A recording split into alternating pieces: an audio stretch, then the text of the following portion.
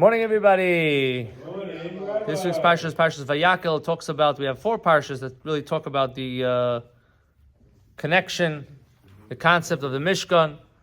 Here it connects with the idea that the Jewish people are being told to build a Mishkan and they're participating. And there was an interesting vart, an interesting insight that I heard, and it's really connected to this week's parsha. There are two things, actually three things, that are brought down. It says tamid, that's constant. You have the sacrifices that says tamid shel shachar, tamid shel bein habayim. You have the opening sacrifice and the closing sacrifice. That's tamid. It has to constantly be there every morning, every night. That's the only way you could do it.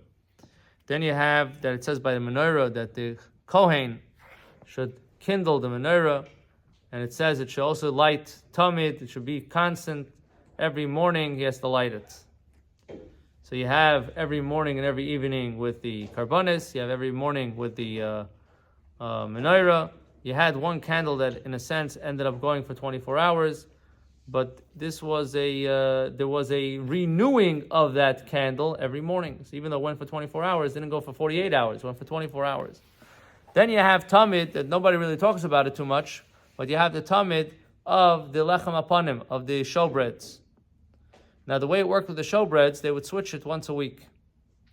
How did they switch it once a week? So you couldn't have the showbreads, you couldn't have the table, the lechem apanim, without bread. So they would be pushing the bread out from one side and receiving the bread from the other side. Like, it was constantly, one was going in, one was coming out. So there should be a level of bread, tamid. What does the bread represent? Bread represents sustenance. Now, when they took the bread out, it was really a week old, but the bread was fresh. It was a miracle. The bread was still fresh. So there are some concepts that we see a certain level of tamid, consistency, continuous. There has to be always, okay, you have to certain things. When it comes to parnasa, when it comes to a job, when it comes to sustenance, oh, today this worked out exactly. This person came, shkacha prata is great. But I made this phone call and this deal came and it worked out. Lechem apanim is telling you it was already done a week before.